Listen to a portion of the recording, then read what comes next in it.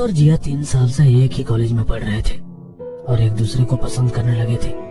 जब दोनों ग्रेजुएट हुए तो सुमित ने डिसाइड किया कि अब वो अपनी भाभी से जिया को मिलवाएगा, क्योंकि उसके परिवार में विजय भैया और मालती भाभी के अलावा और कोई भी नहीं था। विजय भैया नोएडा में एक बिल्डिंग कॉन्ट्रैक्ट पर काम कर रहे थे और उसकी भाभी मालती सीतापुर में उनके ऑन हाउस में रह रही थी। इस वक्त सुमित जिया के साथ 2 साल के बाद अपने भैया भाभी से मिलने उनके घर जा रहा है। शाम के 6 बजे वो दोनों उनके घर पहुंच जाते हैं। घर काफी आलीशान होता है। जिया भी घर देखकर खुश हो जाती है।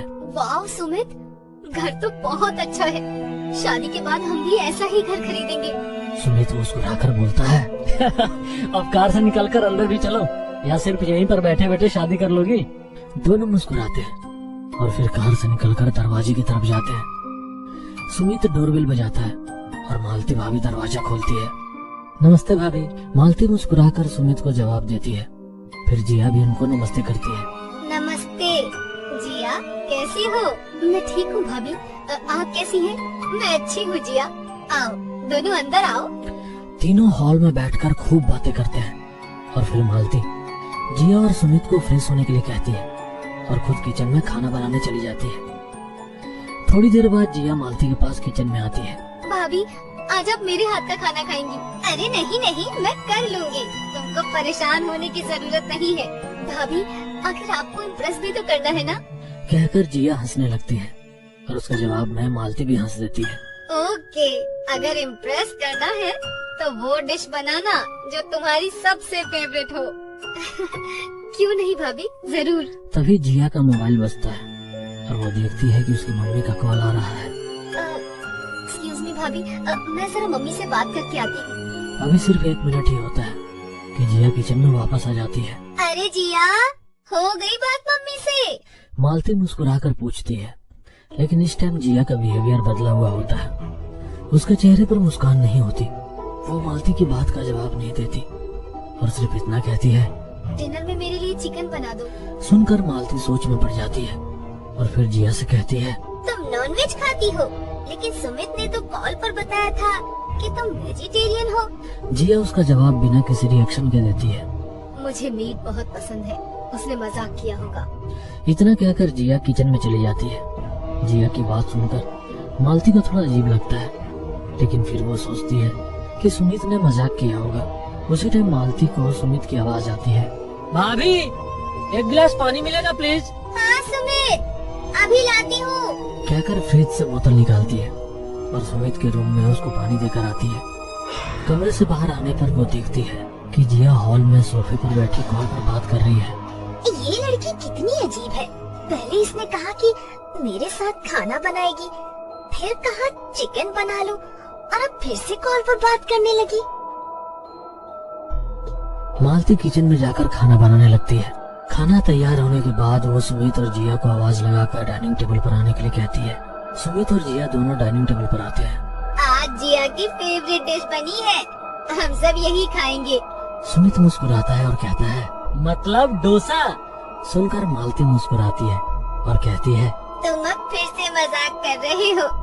जिया, डिश का ढक्कन हटाओ और खाना सर्व करो। उसकी बातें सुनकर जिया मुस्कुराते हुए जैसे ही खाने की थाली पर से ढक्कन हटाती है, चिकन देखते ही वो चौंक जाती है। वो एकदम से थाली पर हाथ मारती है, जिससे खाना जमीन पर गिर जाता है। फिर वो कुर्सी से उठ जाती है। सुमित भी चिकन देखकर चौंक जाता है और कुर्सी से खड़ा हो जाता है। दोनों भाभी की तरफ देखते हैं। भाभी, ये क्या मजाक है? मैंने आपको बताया तो था कि जिया वेजिटेरियन है, फिर आपने चिकन क्यों बनाया?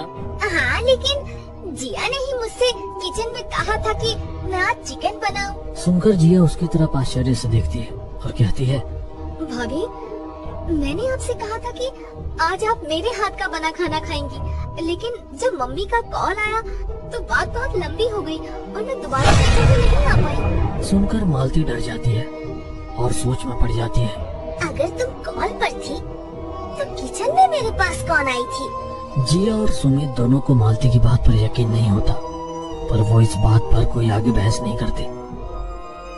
रात के 1 बजे मालती को किसी की आवाज सुनाई देती है और उसकी आंख खुल जाती है। कोई उसका नाम पुकार रहा होता है। वो बेड से उठकर लाइट जलाती है और इधर उधर देखती है तो कमरे में कोई नहीं होता। फिर वो दरवाजे की तरफ बढ़ती है। मालती फिर से अपना नाम सुनकर वो डर जाती है। कौन है? कहते हुए वो दरवाजे को जैसे ही खोलती है, सामने एक डरावना आदमी खड़ा होता है। उसका चेहरा पूरा काला पड़ा होता है, उसकी आंखें लाल अंगारों की जैसी चमक रही होती है। मालती बेहद डर जाती है और एक जोर की चीख मारते हुए जमीन पर गिर जाती है। उसकी चीख सुनकर सुमित और जिया दोनों उस कमरे की ओर बढ़ते हैं और जब वहां पहुंचते हैं तो देखते हैं कि मालती जमीन पर बैठी हुई कांप रही है और उसने पूरा अपना चेहरा अपने हाथों से ढका हुआ है। दोनों उसके करीब जाते हैं और सुमित उसको हाथ का सहारा देकर उठाता है। भाभी, आप इतनी डरी हुई क्यों लग रही हैं? क्या हो गया? मालती इतनी डरी हुई होती है कि अपनी आंखें सुमित की आवाज सुनकर भी नहीं खुलती है। यहाँ मेरे दरवाजे पर। वो अधूरी बात बोलती है।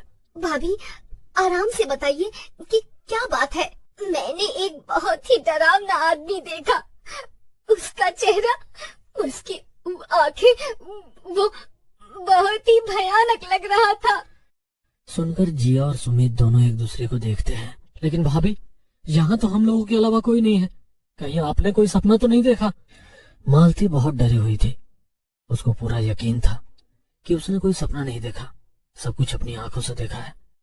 जिया मालती को पानी पिलाती है और सुमित उससे मालती के पास ही सोने के लिए कहता है। जिया मालती के कमरे में उसके पास सो जाती है और सुमित अपने कमरे में चला जाता है। अगले दिन सब कुछ नॉर्मल रहता है, लेकिन मालती का माइंड डिस्टर्ब रहता है। उसको महसूस होता है कि कोई उसको हर टाइम देख रहा है। रात को डिनर के बाद मालती बाथरूम जाती है। जब वो वॉश बेसिन में माउथ वॉश करके आईना देखती है तो उसको अपने पीछे वही आदमी खड़ा हुआ नजर आता है। जैसे ही डर के पीछे देखती है तो वो आदमी उसका गला पकड़ लेता है और मालती चिल्लाने लगती है। मालती, तुमने मेरे साथ ठीक नहीं किया था। मैं तुमसे इतना प्यार करता था, फिर भी तुमने मेरे प्यार को ठुकराया।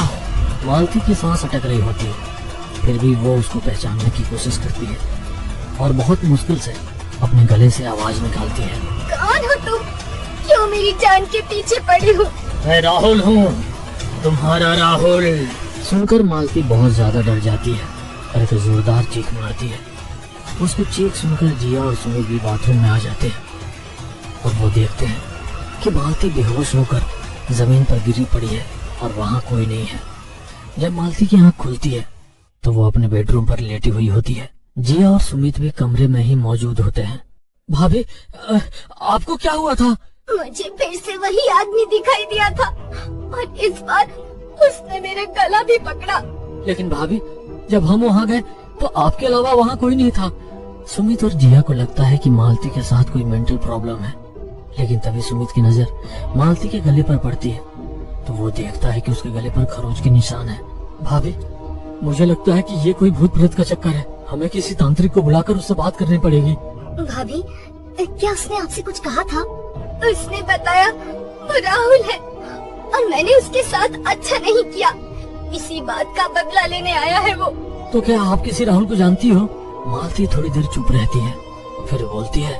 राहुल कॉलेज में मेरा क्लासमेट था। वो मुझे बहुत पसंद करता था, इसलिए उसने मुझे प्रपोज भी किया, लेकिन मेरे दिल में उसके लिए कोई फीलिंग नहीं थी, इसलिए मैंने उसको मना कर दिया। उसके बाद क्या हुआ भाभी? उसके बाद राहुल कॉलेज में कई दिनों तक नजर नहीं आया और उसके घर वालों को भी नहीं पता था कि वो कहाँ गया है। उसको पुलिस ने भी बहुत ढूंढने की कोशिश की, लेकिन उसका कुछ पता नहीं चला। अब इतने सालों बाद वो वापस कैसे आ गया? मुझे तो लगता है ये जरूर उसकी आत्मा है। सुमित, हमें देरी नहीं करनी चाहिए। तुम अभी मंदिर जाकर पंडित जी से मिलो, वहाँ से हमें किसी तांत्रिक या अघोरी बाबा के बारे में पता चल जाएगा। सुमित मालती के पास जिया को छोड़कर मंदिर चला जाता है। वहाँ से उसको एक अघोरी बाबा के बारे में पता चलता है, जो कि शमशान में रहता है। सुमित जब शमशान जाता है तो अघोरी बाबा एक पेड़ के नीचे बैठकर तपस्या कर रहा होता है। अघोरी से मिलकर सुमित उसको सब कुछ बताता है। वो एक प्रेत का रूप ले चुका है और वो मालती को भी अपने साथ प्रेत लोक में लेकर जाना चाहता है, लेकिन जब तक मालती अपनी मर्जी से प्रेत लोक जाने के लिए तैयार नहीं होती, वो उसको इसी तरह परेशान करता रहेगा। अब हमें क्या करना चाहिए? मैं तुम्हें बताता हूँ कि तुम्हें क्या करना है। जो मैं बताता हूँ उसे कागज पर लिख लो। ये बातें तुमको मालती को बतानी है, लेकिन अगर उसने सुन लिया तो हम मालती को नहीं बचा सकेंगे। इसलिए कागज पर लिख लो और मालती को जाकर वो कागज दे देना। इस तरह हमारी तरकीब काम कर पाएगी। इतना कहकर जो भी अघोरी बताता है सुमित उसको एक कागज पर लिख लेता है। जब तुम लोग इसमें कामयाब हो जाओ तो मालती को मेरे पास लेकर आना। मैं उसे एक सिद्ध अंगूठी दूंगा जो उसको हमेशा अपनी उंगली में पहन कर रखनी होगी। अघोरी की बात सुनकर सुमित घर आकर चुपचाप से मालती को वो कागज दे देता है। मालती उसको पढ़कर समझ जाती है कि उसको क्या करना है। रात के तकरीबन 12 बजे मालती अपने कमरे में अकेली बैठी हुई होती है। उसको डर भी लग रहा होता है, लेकिन अपनी जान बचाने के लिए उसको यह विधि करनी जरूरी थी। प्लान के हिसाब से सुमित और जिया कमरे के बाहर खड़े होते हैं, जिससे कि राहुल की आत्मा बेझिझक मालती से मिलने आ जाए। मालती अपने कमरे में जमीन पर योग मुद्रा में बैठी होती है। राहुल, तुम कहाँ हो? मुझे पता है कि तुम यहीं कहीं हो। आओ और आकर मुझसे बात करो। मालती इधर उधर नजरें घुमाते हुए कहती है और थोड़ी डरी हुई लगती है। राहुल, आखिर तुम मुझसे चाहते क्या हो? तभी वहाँ राहुल की आत्मा आ जाती है और उसको देखकर मालती थोड़ा डर जाती है। राहुल उसको देखकर मुस्कुरा रहा होता है। फिर वह हिम्मत करके पूछती है, राहुल, तुम इतने सालों बाद मेरी जिंदगी में वापस क्यों आए हो? आखिर मैंने तुम्हारा क्या बिगाड़ा है? मैंने तुमसे सच्चा प्यार किया था मालती, लेकिन तुमने उसे ठुकरा दिया तो मैंने आत्महत्या कर ली। मैं अपने जिंदा रहते तुम्हें पा नहीं सका, लेकिन अब मरने के बाद तुम्हें मेरी होने से कोई नहीं रोक सकता। मैं तुम्हारी होने के लिए तैयार हूँ राहुल। बताओ मुझे क्या करना होगा? राहुल की आत्मा ये सुनकर खुश हो जाती है। क्या तुम सच कह रही हो? तुम मेरे साथ चलने के लिए तैयार हो? हाँ राहुल, मुझे इस तरह से डर डर के जीना अच्छा नहीं लगता। इससे अच्छा है कि मैं तुम्हारे साथ चली जाऊँ।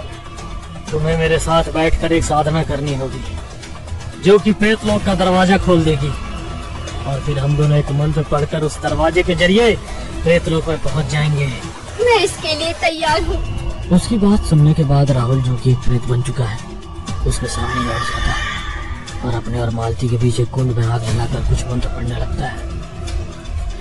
मालती को डर तो बहुत लग रहा होता है, लेकिन वो हिम्मत करके उसके सामने ही बैठी रहती है। थोड़ी देर बाद राहुल ऊंची आवाज में बोलता है, हे मार्का देव, शैतानों के देवता, मैं अपनी प्यारी मालती को प्रेत लोक ले जाकर उसको अपने जैसा बनाना चाहता हूँ। हमारे लिए प्रेत लोक का दरवाजा खोल दीजिए। वो इतना कहकर मंत्र पढ़ता है। मालती देखती है कि उसके कमरे की दीवार पर एक ओला सा बन चुका है, जिसके अंदर अंधेरे के सिवा कुछ नजर नहीं आ रहा। राहुल भी उसको देखकर खुश हो जाता है और मालती से कहता है, मालती उठ जाओ, मरका देव ने हमारे लिए प्रेत लोक का दरवाजा खोल दिया है। इसके बंद होने से पहले ही हमें इसमें जाना होगा। सुनकर मालती खड़ी हो जाती है। राहुल उसके करीब आकर उसका हाथ थाम लेता है तो वह डर जाती है, लेकिन फिर भी हिम्मत करके उसके साथ आगे बढ़ती है। तभी कमरे का दरवाजा खुलता है और जिया और सुमित अंदर आते हैं। सुमित के हाथ में रुद्राक्ष की एक माला होती है। रुक जाइए भाभी। तब तक राहुल का एक पैर गोल दरवाजे में जा चुका होता है, लेकिन मालती अपने कदम रोक देती है। मालती, ये तुम क्या कर रही हो? अपने कदम आगे बढ़ाओ। मैं तुम्हारे साथ नहीं आ सकती राहुल। अब तुम अकेले प्रेत लोक जाओगे। इतना कहकर मालती अपना हाथ राहुल से छुड़ाने की कोशिश करती है, लेकिन वो उसका हाथ नहीं छोड़ता। तभी सुमित मालती के दूसरे हाथ में रुद्राक्ष की माला देता है और वो उसको राहुल के हाथ में बांधने लगती है। रुद्राक्ष के टच होते ही राहुल का हाथ जलने लगता है और वो मालती का हाथ छोड़ देता है। वो अपना पैर वापस नहीं ले सकता और अकेला ही प्रेत लोक जाने पर मजबूर हो जाता है। ये तुमने ठीक नहीं किया मालती, तुमने फिर से मुझे धोखा दिया है। अब मुझे 1 साल प्रेत लोक में ही रहना पड़ेगा, लेकिन मैं वापस आऊंगा, जरूर आऊंगा, मैं वापस जरूर आऊंगा। तभी राहुल अपना दूसरा कदम भी दरवाजे के अंदर बढ़ा देता है और दरवाजा गायब हो जाता है। सुमित, जिया और मालती तीनों खुश हो जाते हैं। जिया मालती को गले लगा लेती है और कहती है, भाभी, अब आपकी जान को कोई खतरा नहीं है। तुम लोगों का बहुत बहुत शुक्रिया, लेकिन विजय को इस बारे में कुछ नहीं बताना। वो दोनों प्रॉमिस करते हैं कि इस घटना के बारे में किसी को कुछ नहीं बताएंगे और फिर तीनों अघोरी बाबा से सीधा अंगूठी लेने शमशान चले जाते हैं।